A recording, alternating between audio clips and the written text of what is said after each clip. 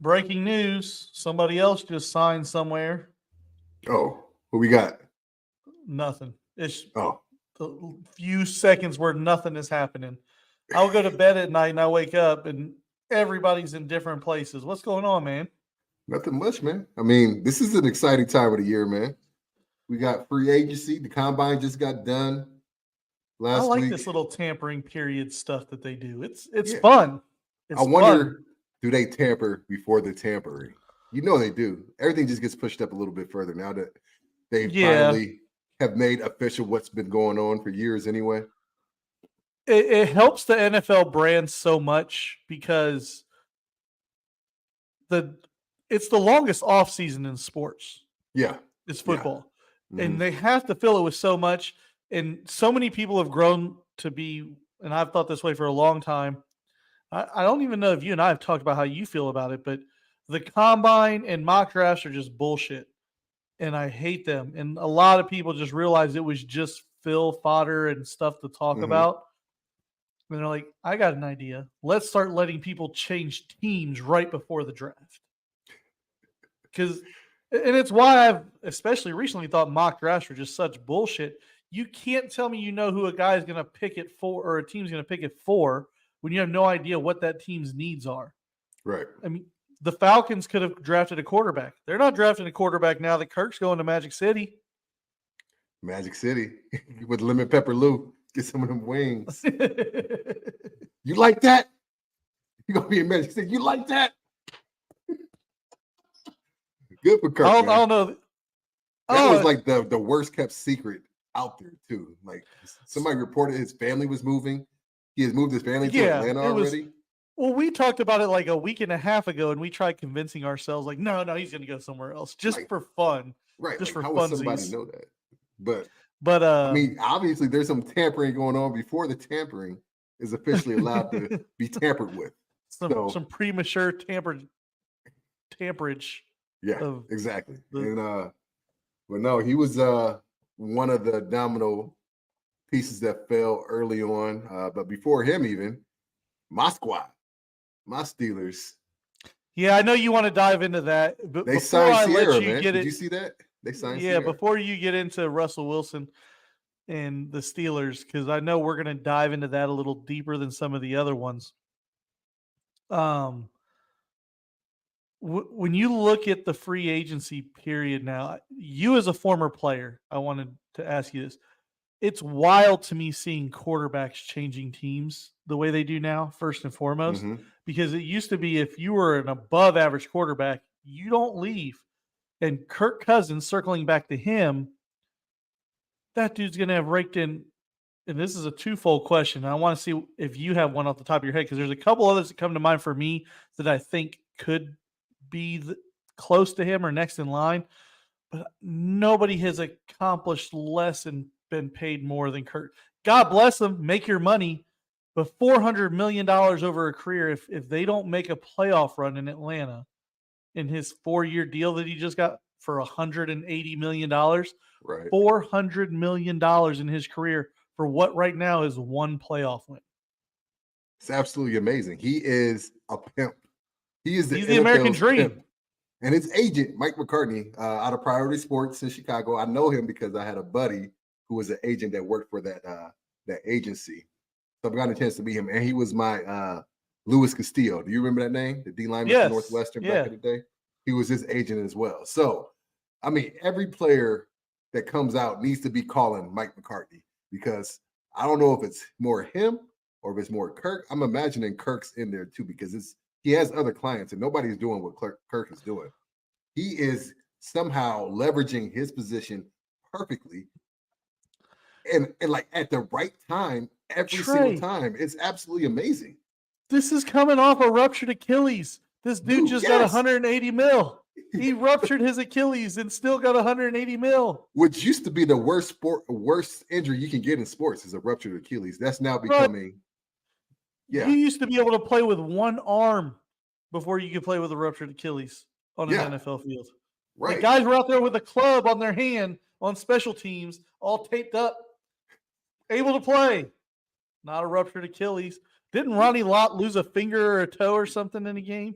Yeah, either him or Jack Tatum, or one of them dudes. Like They cut the probably bolted. Yeah, finger they off and probably just. bolted. But it's not the same. Like Kirk Cousins, he is, God bless him, dude. Like, get all the money you can get, Yeah. and it's going to run you to the ground anyway. They've done it to so many players over the years, and he just finds the right situations and plays just good enough. And actually, last year I thought he was having probably his best It year was his best season until he got hurt. until he got hurt. Like And what's ironic about that is they were like 1-5 or 1-4 or something when he got hurt. He was having his best year. he was having his best year, and then they actually started to look like a good, formidable team once Brian Flores on the defensive side of the ball got that defense revving up. But uh, and not to go off on a tangent, but Minnesota Vikings have absolutely, that front office has failed big time. They Oh, had come an on. They signed opportunity. Sam Darnold. They signed Sam Darnold. Yeah, they signed Sam Darnold. They had an opportunity. If you knew you weren't going to sign Kirk back, they had an opportunity to trade him for some assets last year. Play Kellen Mond, play Nick Mullins, whoever, play Joshua Dobbs. And not only that, they had Daniil Hunter, who's now a free agent. They could have traded him. And for the last 2 or 3 years, it seemed like they haven't really wanted him. And so that front office could have has two guys, 2 first round, probably in compensation you would have got if you had traded him, at least one. And they're both going with nothing back in return. They completely failed. Nothing.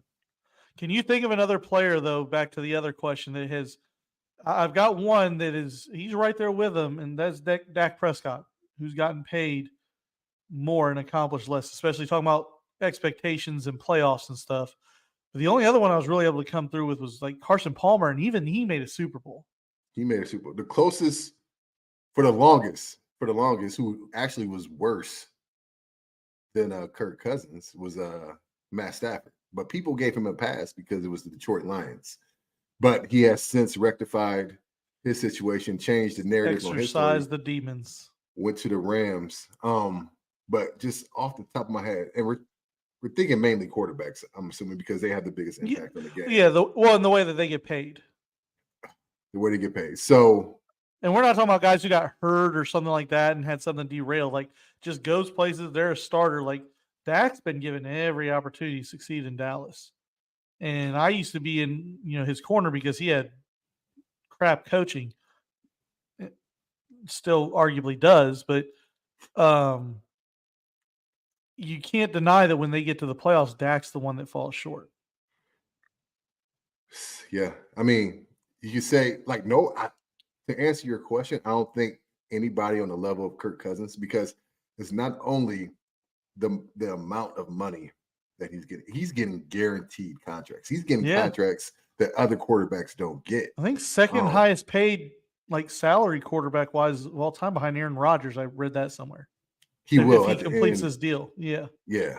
I think and Russell Wilson, I think they're like close to, like, at the end of their career, if they make all the money they're going to make, Russ is up there too. But obviously Russ has a much better resume in regards to winning. Oh yeah. But Matt Ryan, he made it to a Super Bowl. He's an MVP, so you can't really put him in that category. But outside that 1 year, like, even Lamar has won MVPs. Like, Lamar's been bad in the playoffs, right? But he's won divisions, he's won MVPs, and they've been to the playoffs regularly. No.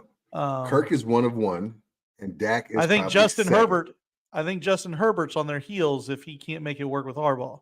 Oh shoot! Now that you mention it, Phillip Rivers. Yeah, he got paid a ton of dough. He got paid a ton of money, and he never won anything. Nothing. Couple playoff games here and there, but I don't think he ever made. Did he make an AFC championship? I don't think. I'm not sure that it's like, it doesn't ring a bell that they did. I thought he did early, but he might not have. If he did, it was way early. So Phillip Rivers probably right now is probably the closest comp with Dak in the mix too. But kudos to Kirkman. Hey, in the NFL, if you can stay in there and get cash paid, those checks. Yeah, cash those checks. Shoot. I don't begrudge you making your money. Make your money, but it's just wild that front office. It's not been one team. Front office after front office has just signed off on Kirk Cousins deals. Like, does he come over there and do you guys go Christmas caroling or something? Do you like his chains? Yeah. I don't. He's They got to like be a that. hell of a salesman. Like, he probably didn't realize he was going to have an NFL career. He was all primed up to be a car salesman, and he goes in there and he sells it. Dude, If he and doesn't go the into thing- being an agent after his career, and like his tagline is, "You like that?" After every contract he signs for his Dude. clients, that's a life. That's this American dream, man. And it's marketing. dude, just think how his career started. He was a 4th round pick in the same RG3's draft backup. as RG3. And if RG3 doesn't tear his ACL, if Shanahan doesn't run him into the ground, make him play in that playoff game, this never happens. Kirk Cousins might not ever have been a starter if RG3 doesn't get hurt. I would Which is say crazy. if it doesn't happen in year one, because even if it happened, I mean, the league probably would have caught up to RG3 a little bit in what they were doing offensively. But if that catch up happened in year 2 or 3, Kirk never made it off the bench at that point to show he could be he's just a journeyman backup, signing backup contracts to hold a clipboard around the league. He's kind of Brian Hoyer. Like, that probably would have been he's probably Kirk that's Cousins' the pinnacle career. of his career is Chase Daniels. We'll talk about him in another light, like Chase Daniels being a backup and making a whole bunch of money. Oh, yeah. Having to throw a pass. Oh, Like, what about your Case boy? Keenum. What about your quarterback? Oh, he's up there. Deshaun is up there on the list. He's made it AFC championship. He just hasn't made enough yet. Yeah, he hasn't made enough yet, but he has some playoff wins under his belt. No, they made it to the AFC championship. Houston did, Mm-hmm. but not with him at quarterback. That was with Matt Schaub, I thought. No, I'm almost positive that Deshaun Watson made an AFC championship. It was the year they lost to Kansas City, I think. They were up like big, and KC came back at half. That was the AFC championship, wasn't it? Or was that the division? I remember they were up big because they blocked a punt. It was like 24-0. Yeah. Texans. Yeah, Deshaun's only got 1 win in the playoffs. So he's right there. He's 1-2 in the playoffs. Okay. He's 1-2. Yeah, he's right there. Yeah. So they won the wild card, and then they lost to Kansas City the next round when they were up 24-0. So Deshaun Watson's in that boat too. So and he's getting paid too. He's not going to get another contract. He's not going to get multiple contracts like Kirk has. But, no, not if he doesn't ball out this year. But no, like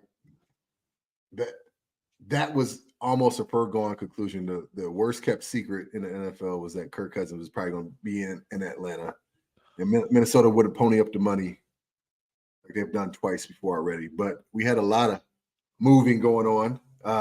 The quarterback Baker resigned. We said Baker would resign in Tampa. We said Baker was going to resign in Tampa. He got $100 million. Which is, I think, is a good deal for both sides. I think he definitely, because they can essentially get out after year 2. Right. Tampa can. But I think Baker deserved that. He probably got released prematurely in Cleveland. And that 30 to 35 million mark is a sweet spot for a guy like him in a quarterback market that's going to command 40 to 50. Right. Dude, he had to go to the bottom. He had to go all the way to the Carolina Panthers and started a couple of games there, and then went to the Rams and had to come in as a backup after Stafford went down. And so for him to get this opportunity and perform how he did in Tampa, kudos to him, man, for balling out at the right time and earning that type of contract. He deserves it, most definitely. Let's the running back thing is weird with free agency, but before we switch gears to running backs, you and I talked a little bit about on the side. We were texting as some of these things were going down.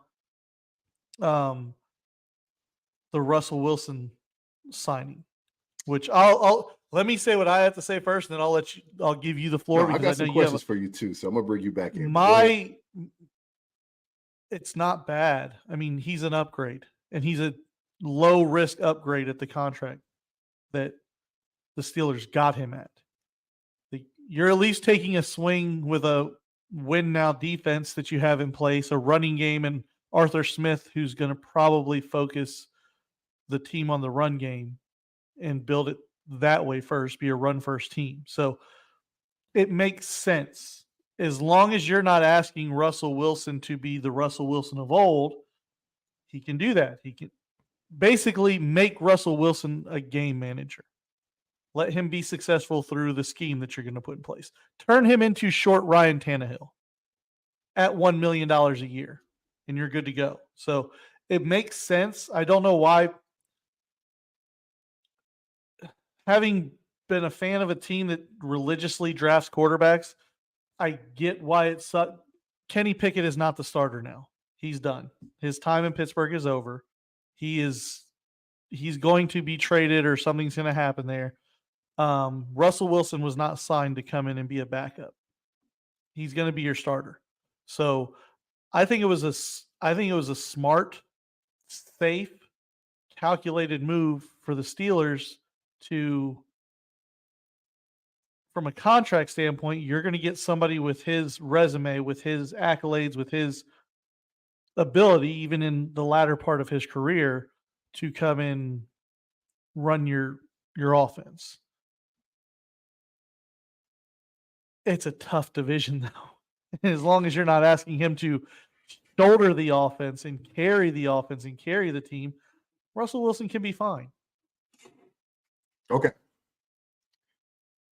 I agree with everything you said, but let me just preface this by saying the Steelers came into this off season with many more holes than just the quarterback position. Many more holes. It's the most glaring one, because we had some really bad quarterback play under very bad offensive scheme. And so let me be clear real quick before my opinion on this has nothing to do with his playing ability. It has to do with the acquisition. Like, I think there are still red flags with his ability. I think there are red flags with the fit. I think there are red flags and holes with the roster that, I see all the graphics of, we have a Super Bowl offense. Look at the yards and stuff we're going to put up, blah, blah. We'll dive into that further. And especially as we get more into free agency and we see what else the team does, because the Steelers really haven't done anything other than bring in Russell Wilson, which is weird. At least on the offensive side of the ball. They signed Simmons the defensive side of the ball. So my opinion on this is purely about the acquisition and what you gave up. No draft picks. Who'd you say we signed on the defensive side of the ball? Didn't you sign Simmons, the safety? No, we didn't. I thought we did, but somebody put some fake news out. Somebody bamboozled you guys? Yeah, somebody. I saw it, that report, and I knew it was fake from the beginning. So no, we didn't sign Simmons.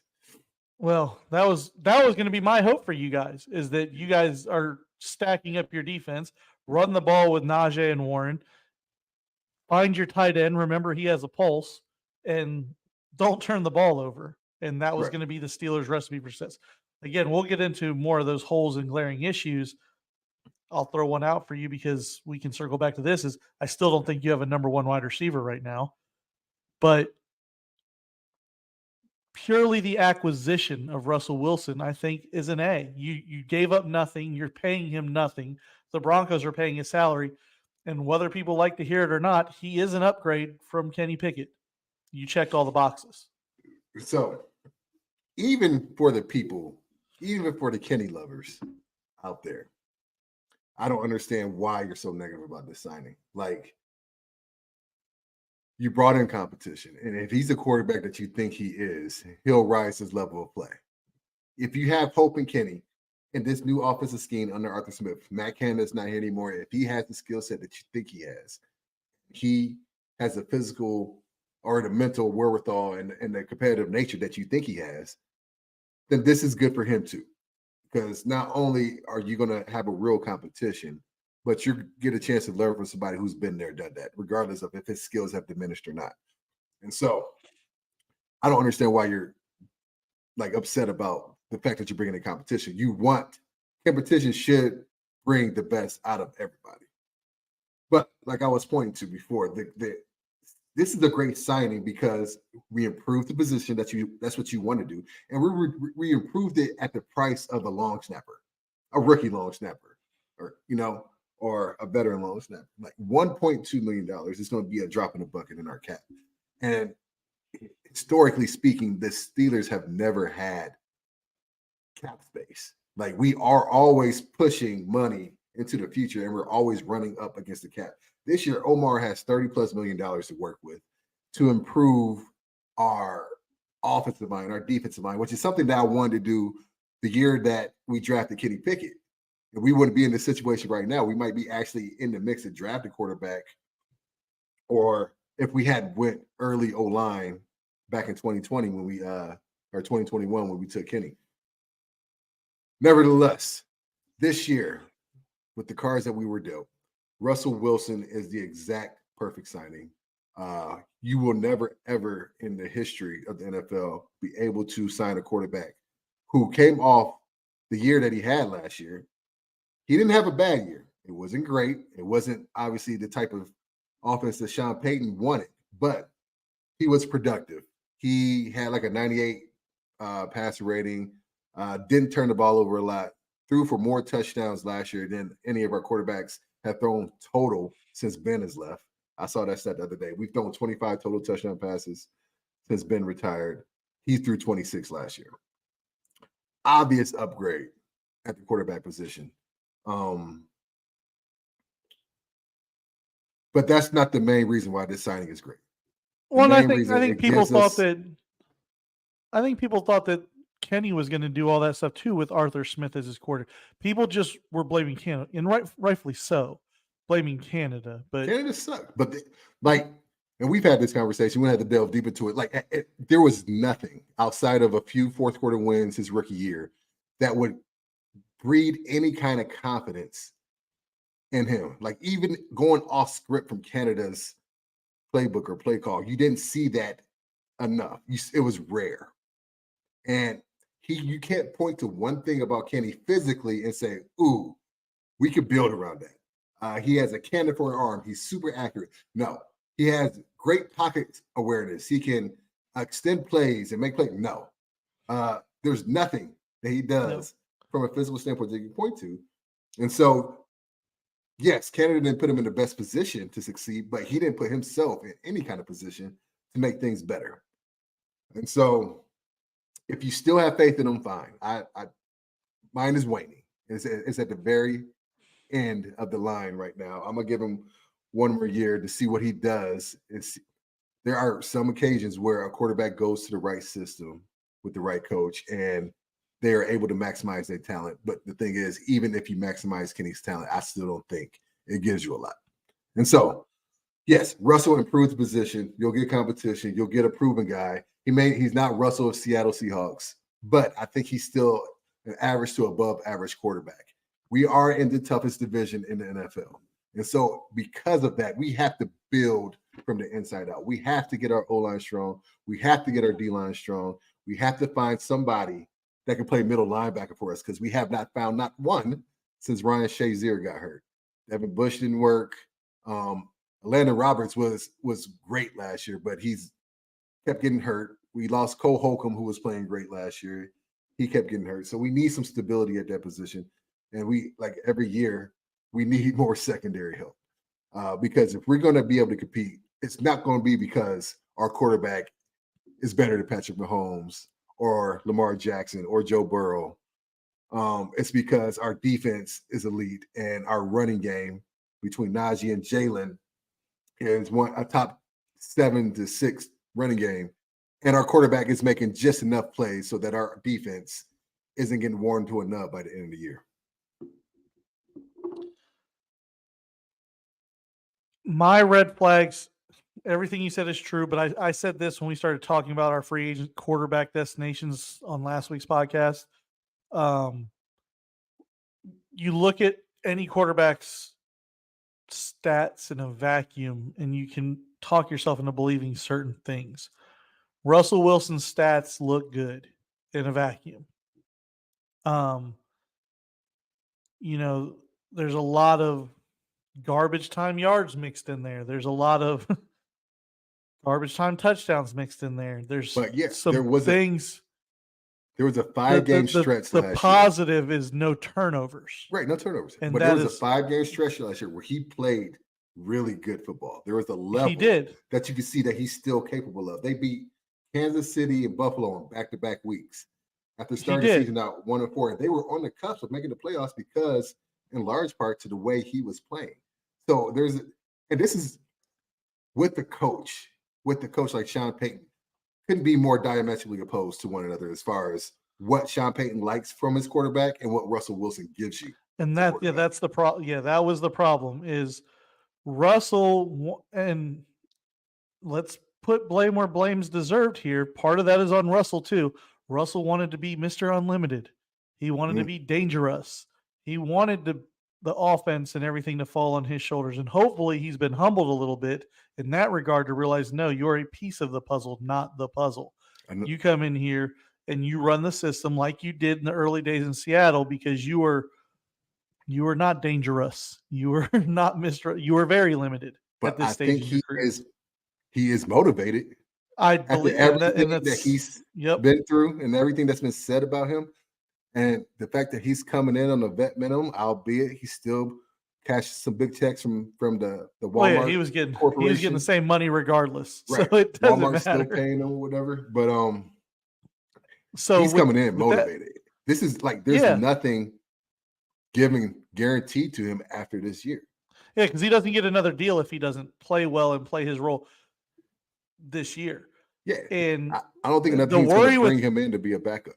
Like he has to ball out this year. He has to. Well, he doesn't necessarily have to ball out. He has to play good football because you need 3,500 yards. You need 3,500 yards, a 95 rating, 20 touchdowns, and single-digit interceptions. That's what you need out of Russell Wilson. But you need limited fumbles, and you can't turn the ball over in the worst times. And it's not even the turnovers. Yes, are an issue, and he's never really historically turned the ball over a lot. He does fumble at some of the worst times because he tries to do too much. And my biggest issue, if I'm going to critique Russell Wilson, is how deep he drops because he's height deficient, and so he has to drop back a little deeper in order to see the field effectively, which puts a lot of pressure on the tackles. But not only does he drop back deep, he holds the ball for a long time. And so those are my two red flags: is the offensive line and how long Russell Wilson holds the ball. So if that can be coached out of him, that's hard to do it in mid-30s. He can still be effective, but I think because of that, it makes the urgency to do the things to help. If you can't coach that out of him, the urgency to fix the things that can make it successful becomes more prevalent. So we have to get another tackle, whether it be through the draft or Trent Brown that's still left, or more will trickle down. Smith. More offensive linemen will start trickling out and down in the coming weeks. Through the draft, before the draft. This is just that first wave of the tamper period signings. My last red flag with Russell Wilson is a guy of his experience, his age, what he's won before. Is you mentioned it. He had a 5-game stretch where he played really, really well. You have to be consistent, especially in this division. You cannot, a guy with his resume should not only be playing well a third of the season. Well, yeah, but that's he's in a better situation here. This is more the Steelers are more likened to the Seattle Seahawks. Yes, especially with the mentality, the philosophy that Arthur Smith plays with, the culture that the Steelers organization and Tomlin have is very comparable to the Seahawks. Having a long time ownership matters. The Denver thing was just, like I said, Russ deserves some of the blame, but some of the culpability, but it's not all him. It was a whole bunch. It's a bad situation for all involved. Right. 2 coaches, 2 OCs, 2 ownerships in 2 years. That's a lot going on. You know what? We'll reap the benefits. You guys got Russell Wilson. The Browns got Jerry Jeudy for a 5th and a 6th. Right. We'll take your scraps to make our teams better. Jerry Jeudy, yeah, they're having a fire sale over there in Denver. I think he's going to be a steal for you guys, man, especially opposite of Coop over there. I think You you guys move got a good Elijah one Moore to for the cheap. slot. There's no reason or excuse for Deshaun Watson to not perform this year. Especially with Njoku having this coming out party. Yeah, that offense will be loaded as long as we can keep Wyatt Teller. I need to keep my guy Wyatt Teller. He's just you know how I feel about me some Wyatt Teller. He's a big, wonderful man who's just out there dancing and having a great time. Yeah, I enjoy that is Wyatt the one Teller. guy I want. That is how the Bills let him get kindred away. spirits. Just He just blows doesn't know my it. mind. Wyatt Teller might be my spirit. He might be my spirit animal. I love the way he plays the game. And so yeah. But this free agency, Russell Wilson was probably the first ball that really dropped, and then everything started coming on Monday. And it's a lot of movers and shakers, man. And it's so rare to see, especially in this day and age, with the cap always going up, and guys for the first time having teensy bit of leverage, more so than they did back in the day. Not nearly as much as NBA players, obviously, but guys don't mind hitting the market. Guys don't sign franchise tags. They let it linger. Because when guys used to get franchised back in the day, it was an honor. Like, ooh, I get this guaranteed money for 1 year. Very short. T. Higgins asking for a trade because they franchise tagged him. He's on his way. Now it's almost a slap in the face. It is a slap in the face. And so you see a lot more guys. Well, we're seeing guys take a step on the field and snap an Achilles. Receivers and stuff like that. The way that you get hurt, the way running backs get hurt. Saquon Barkley going to the Eagles, siding with a divisional rival in free agency. That was a big FU.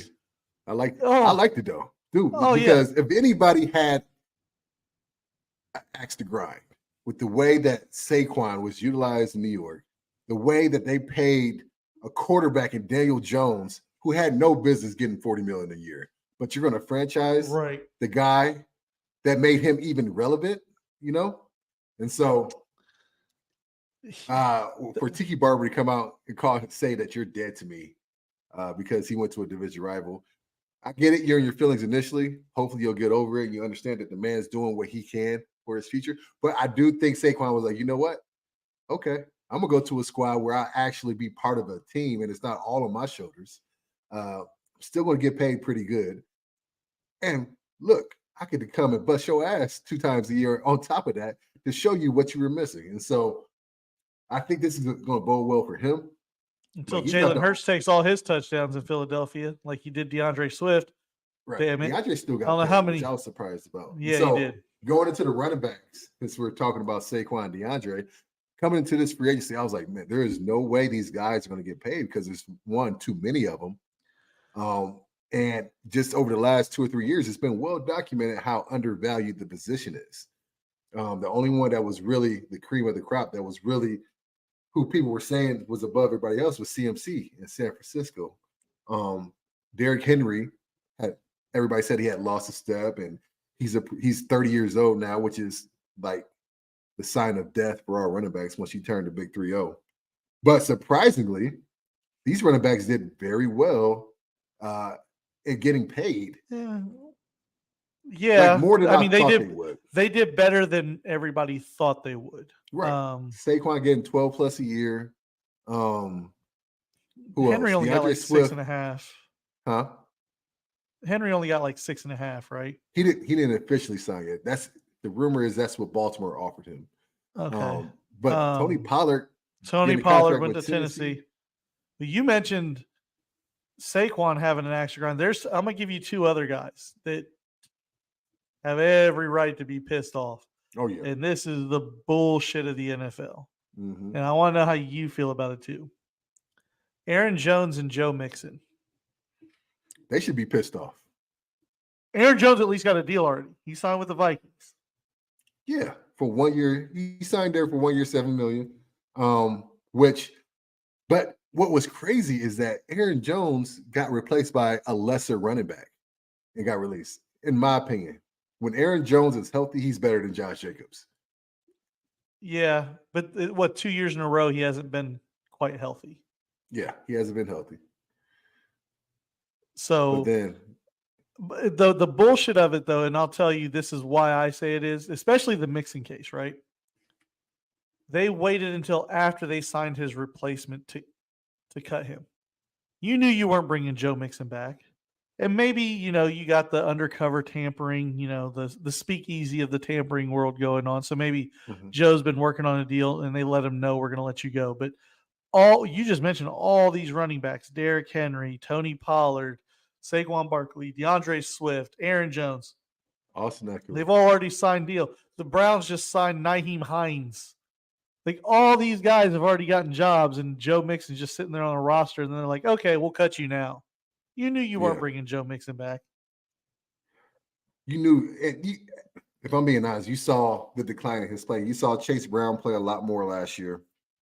And then, they brought in Zach Moss, too, who you knew was always going to be available around this time. So to your point, they could have got rid of Joe and been just fine, knowing that this running back market was going to be as deep as it was if they wanted to find a replacement, but could have afforded him the time to negotiate with teams while they had the most cap space and they hadn't filled the running back position yet. And so they really screwed Joe Mixon in that sense. And now he has to wait to see how the draft plays out, unless a team takes a flyer on him now, or he has to wait for somebody to get hurt in camp. And how do you do that to somebody that has been with you? What is this? Like his 6th or 7th year? It's up there, yeah. He's been there a while. It's the only. He's probably one of the longest, if not the longest, tenured Bengal. And for them to do him dirty like that, that's the bad side of this business.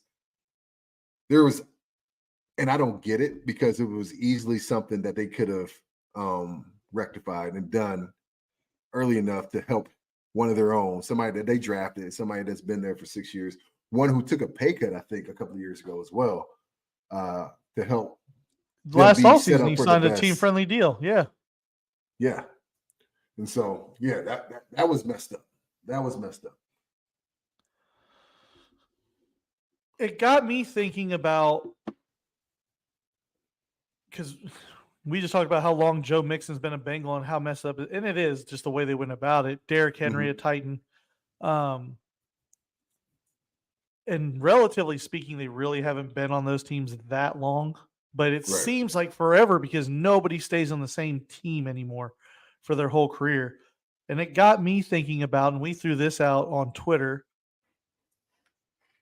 the best players to play their whole career with only one team. Let's clarify this in the free agency period, because before that, teams everybody played for the same team. We're not talking, Roger Staubach or the Steel Curtain where they played together. We're talking about when you were able to freely move. So roughly early 90s on, right, would be what qualifies somebody for that. And we're just kind of throwing some names around, and we'll keep it up on social media so that we can see more of yours. Maybe we'll get back to it and circle back later on in the week if anybody has some good suggestions. But you and I had a couple that I think were the same. A couple of mine, Marino, obviously played his whole career with one team. Right. But ironically, even then, it was hard to find quarterbacks. It was, because so many of them played for a different team at the very end. Right. Almost all of them.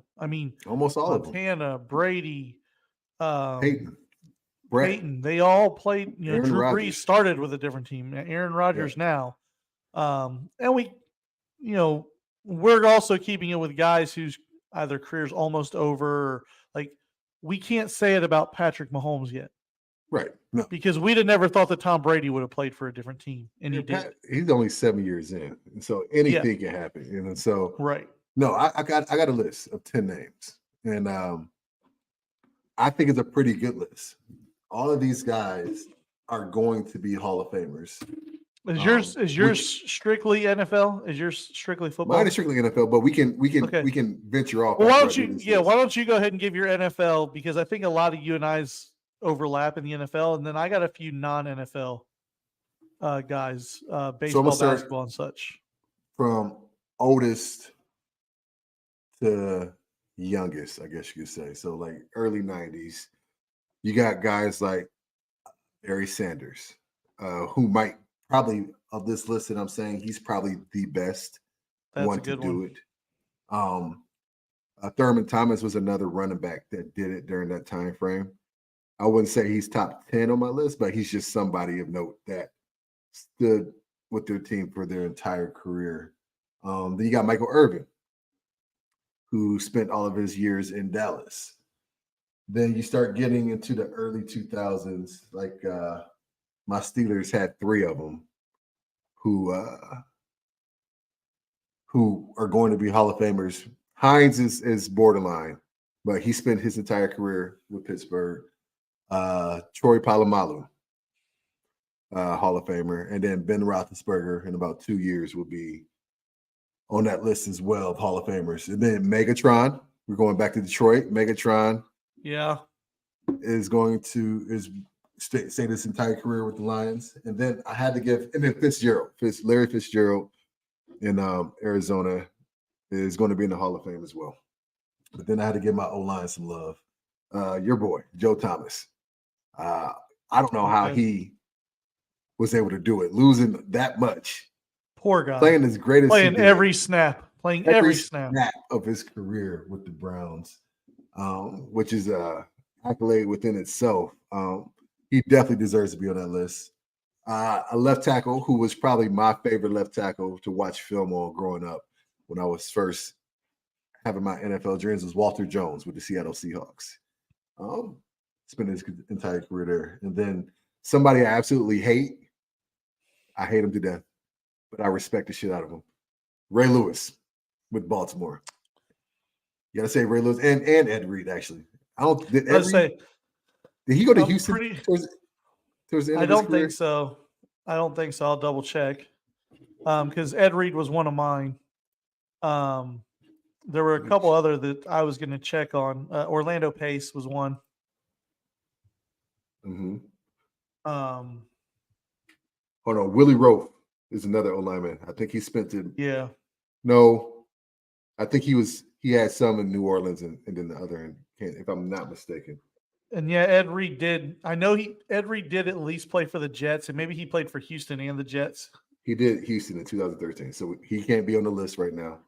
Yeah, or ever. He can never be on the list. You can't Willie go back Roaf and take it back.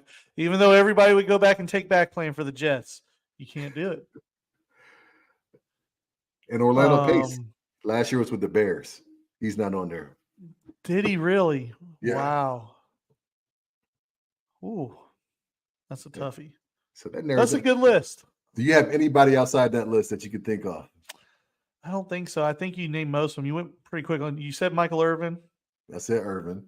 So I'll do the list again. From the top, Ben Roethlisberger, Troy Polamalu, Hines Ward, Larry Fitzgerald, Megatron, Calvin Johnson, Barry Sanders, Michael Irvin, Joe Thomas, Ray Lewis, Walter Jones.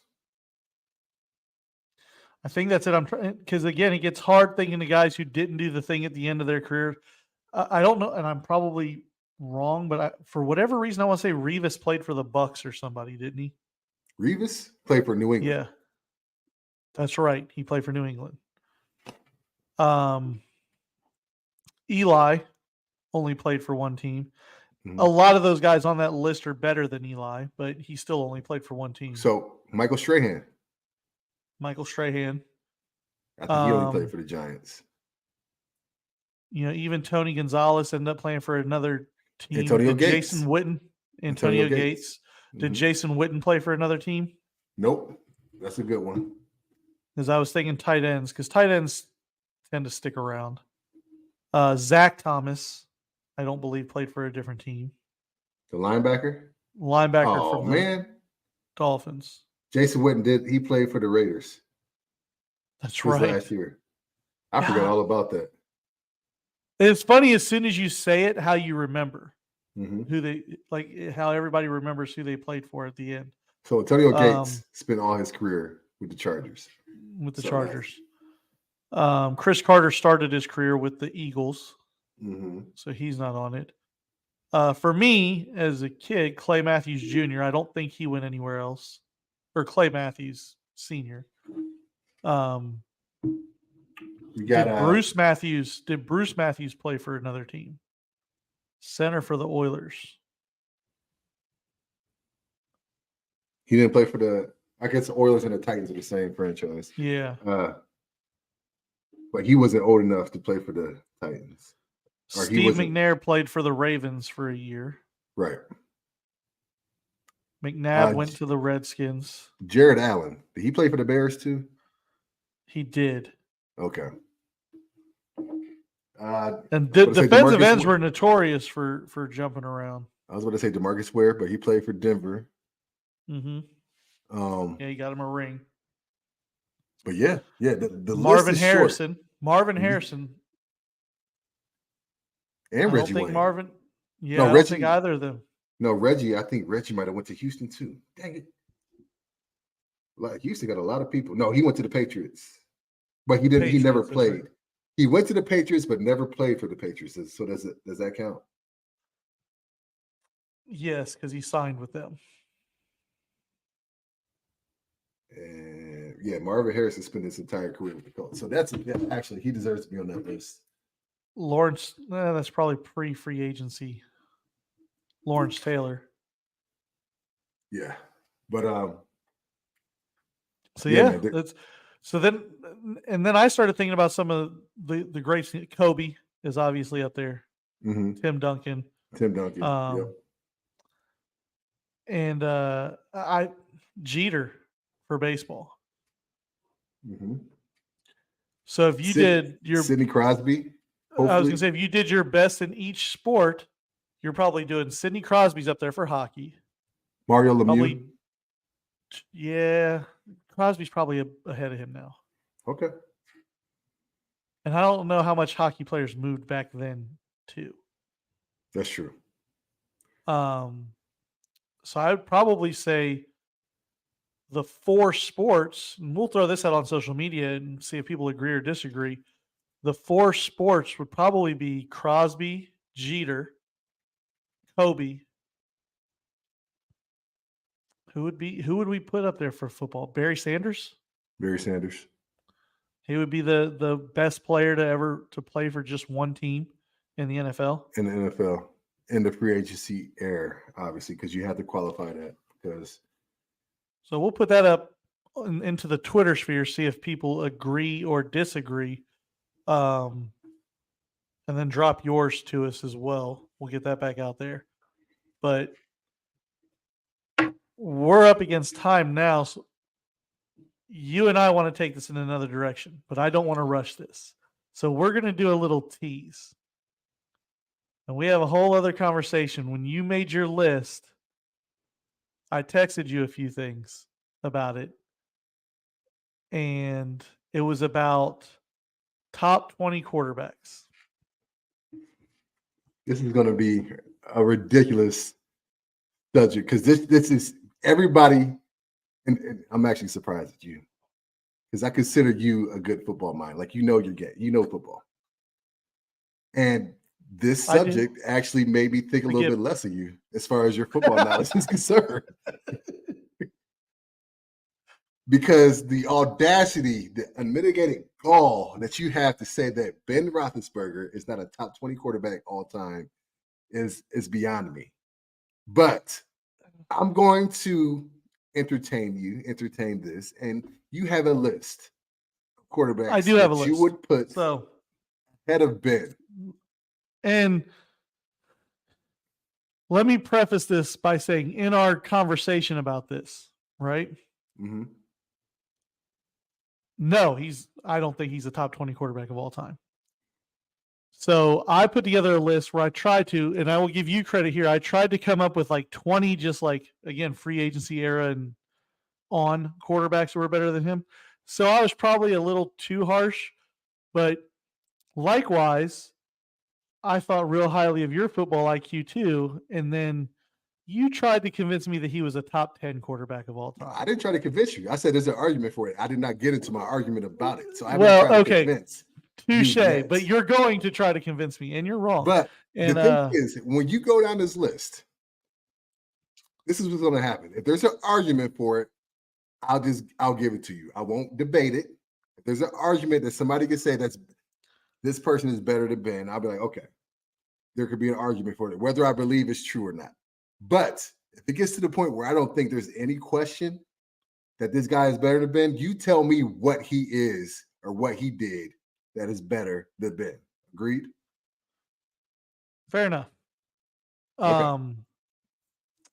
So I came up with 22 names just Okay. in a matter of 5 minutes off the top of my head. This is going to be interesting. And I have them in tiers. Okay. So the first tier is I got 12 that, to me, hands down, all of these guys are better than Ben. Okay. The next tier, I have 6 names. So let me start with the first tier. Jim Kelly, Dan Marino. I don't believe in Jim Kelly already. Off the jump, you started out wrong. Jim Kelly is not better than Ben. What did Jim do better? He put up the numbers in the yards with the 4 straight Super Bowls in an era where they were running a pass-first offense at a time where it was a running league, and they didn't have all of these. Ben played in an era where he saw both sides of it, but the majority of Ben's great statistical seasons came in this version of the NFL where it's essentially flag football. No, I don't agree with the fact that Ben ended his career with that. But for the majority of his career, the run game was just as important, and we won being a balanced team. Right. Well, hold on. Ben retired in what year? 2020. 2020. He was drafted in 2003. Yes, 2003. 2004. So okay. I mean, I'm looking at Jim Kelly's numbers now. He went to 4 Super Bowls, lost them all. He had a Hall of Fame running back. He can't kick the ball, Trai. And a Hall of Fame defensive end. And his defense was all world. And are we going to really talk about the pieces that Jim Kelly had around him and not talk about the? We can say that's an even wash. But as far as quarterbacking, playing to position of quarterback, what did Jim do better than Ben? Like, what makes you think Jim is better? I just told you he run the ball in a different era where the rules. I'm not even talking about just the throwing it, where the rules were not so that the offense could be wide open. It wasn't spread offenses. So you think he played the position what he did. of quarterback better than Ben did? I think he played the position of quarterback better than Ben did, yes. Don't agree, but go ahead. Continue with your list. I think Dan 99% of the world would not agree that Jim Kelly's better than Ben, but go ahead. Dan Marino. You said Dan Marino. I'll give you that. Brett Favre. I'll give you that. Aaron Rodgers. I'll give you that. Peyton Manning. Okay. Steve Young.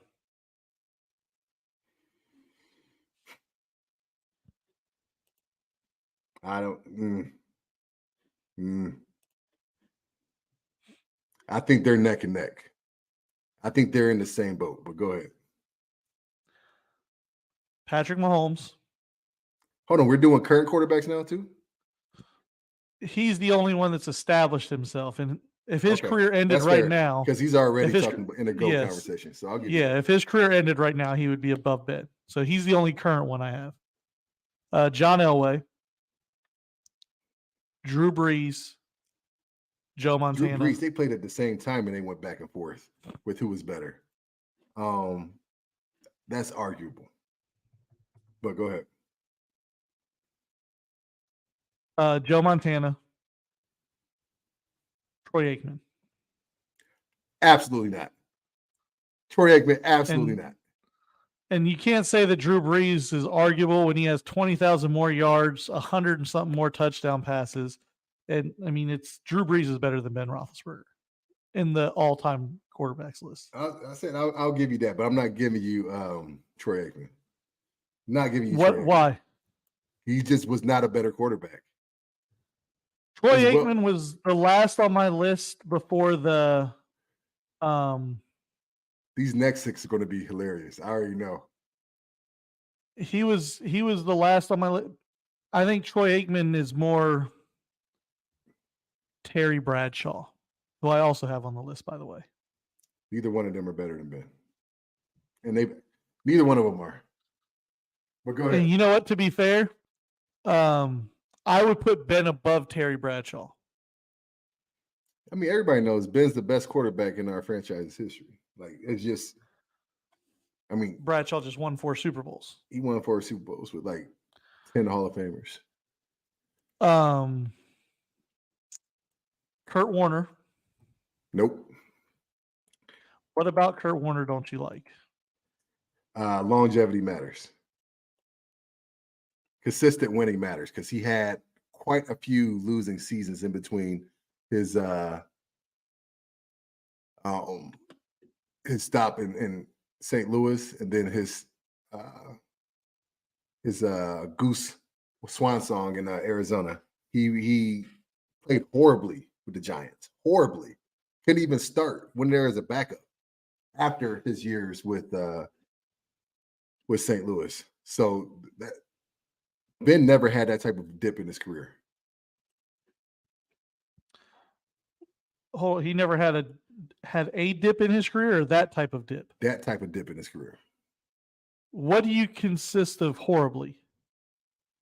What do you consider horribly? And I think he had a losing record there, if I'm not mistaken. Arizona. First of all, we have to come to grips with the Giants. Yes, when they drafted Eli, he was there for 1 year. He didn't go to be the backup. He went to be the starter, and they drafted Eli. And then, hold on. Went to Arizona and played not good football until the last 2 years. And so, like, his numbers are nowhere near Ben's. His peak season was probably had a better peak season than Ben ever had, but it was only one of them. Like, I'm looking at his numbers right now, and it amazes me that he's in the Hall of Fame, but he's in there. And he legit had 3, 4, and if you're stretching it, 5 good seasons as a quarterback out of 12 or 13 seasons. So I can't put when you say Ben never had a dip in his I didn't career. say he never had a dip. I just say he never had one like Kurt.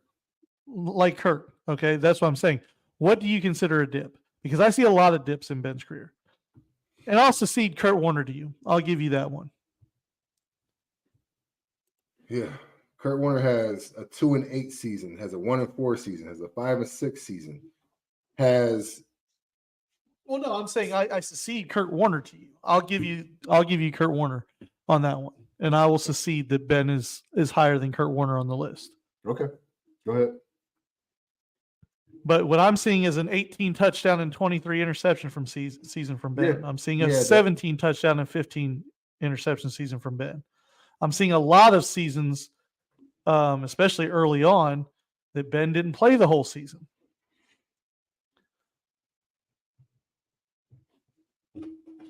Okay, go ahead with your better quarterbacks then.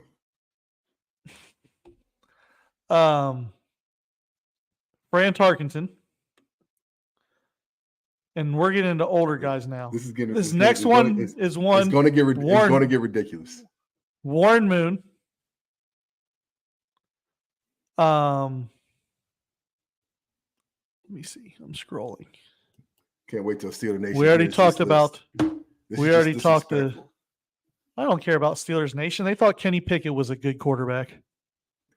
No, just a faction of it. That's all. Phil Simms. That's one I wanted to ask you about. Phil Simms was good. I think Phil Simms is better than Eli Manning, if I'm being honest. But do you? No. I think people forget what numbers Phil Simms put up, and then you have the I think Phil and Eli are very comparable, to be honest. But Phil Yeah, did that's it true. again at a time when it wasn't like they both got the couple Super Bowls. They just kind of did their job. They played for coaches that were hard asses and played defense. Phil was not a Because better quarterback. Belichick was the defensive coordinator for the Giants when Sims Yeah. was there, right? Mm-hmm. And then old dudes that these are guys that are universally thought of as better than Ben on the best quarterbacks of all time list, but we can't really debate it because of how old they are. But Mm-hmm. Bart Starr, Otto Graham, Johnny Unitas, and Sammy Ball. It's pointless to argue against legends. Those guys. Like that. Yeah. Those guys that were on the frontier. It was so different. It was so different. And so, I never saw them play. I never even to put it in perspective and respective of their era that they played in. If you haven't seen them play, you can't tell how good they were versus their peers or where they stood in NFL at the time. So I can't really argue for or against that. But you stretching if you're using Sammy Bogg and Frank Tarkenton and well, no, I'm Otto still Graham. at over. Well, no, but they're still on the list. I mean, we're talking about the greatest quarterbacks of all time, and they're still on the list. And those are, guys considered to be on the list. I'll also tell you my criteria for guys like Kurt Warner and Warren Moon and people like those on the list. And people listen to these conversations and they take them out the wrong way and out of context. When you're talking about a guy being in the top 20, 25 greatest quarterbacks of all time, people read and listen and hear that as a slight. It's not. You're one of the 25, 30 greatest players. And there's 30. What do we have because of all the injuries this year? 45 quarterbacks play regular time in the NFL times 60 seasons or whatever we're at now.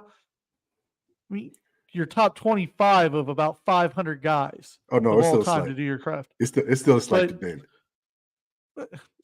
It would be a slight to me if I was Ben, but facts are facts. No, that's not a fact. That's not a fact in the least bit.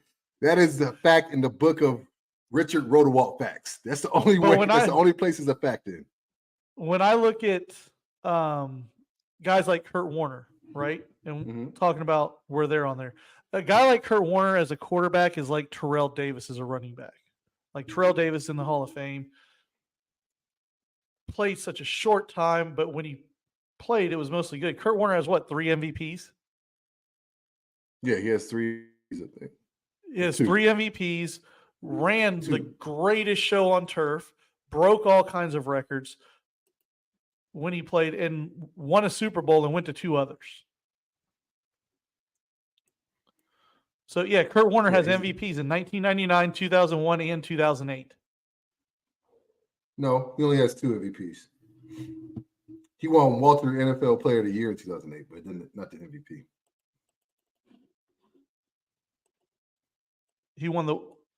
He's just a 2-time MVP winner. Okay.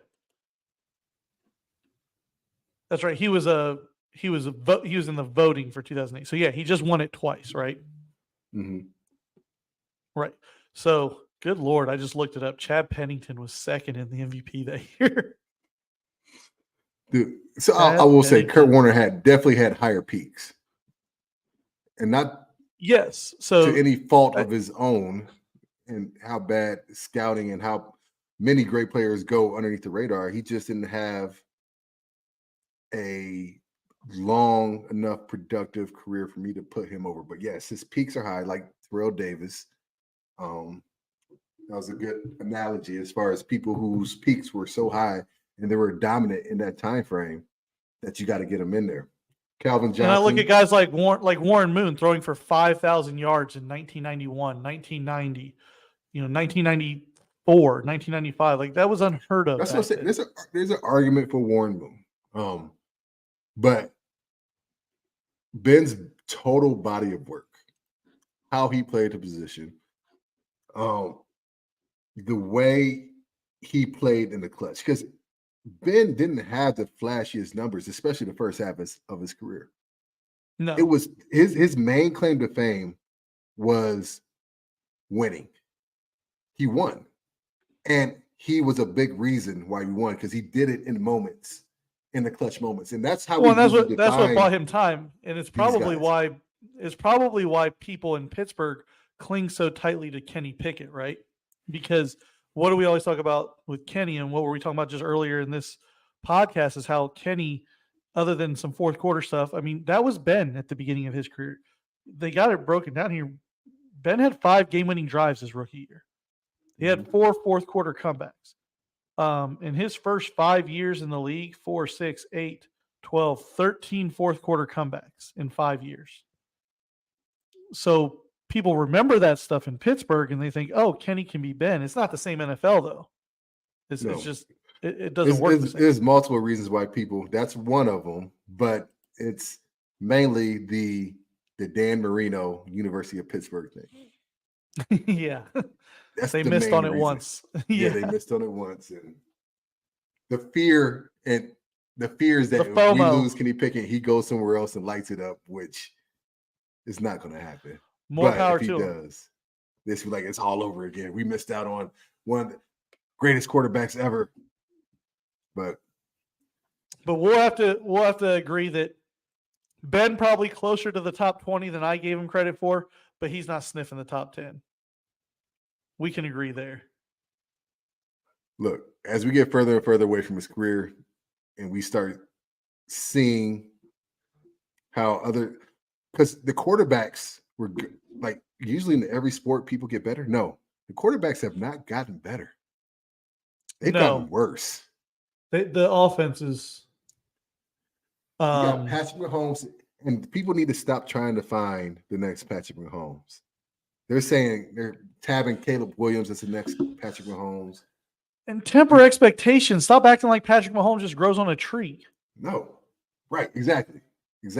And so I think as we get further away from Ben's career, we'll appreciate it more. And you'll start to edge. It'll be top 20. You'll admit it finally. Then we'll get into the top 15. And then you'll start to understand that Ben is at least a top 12 quarterback.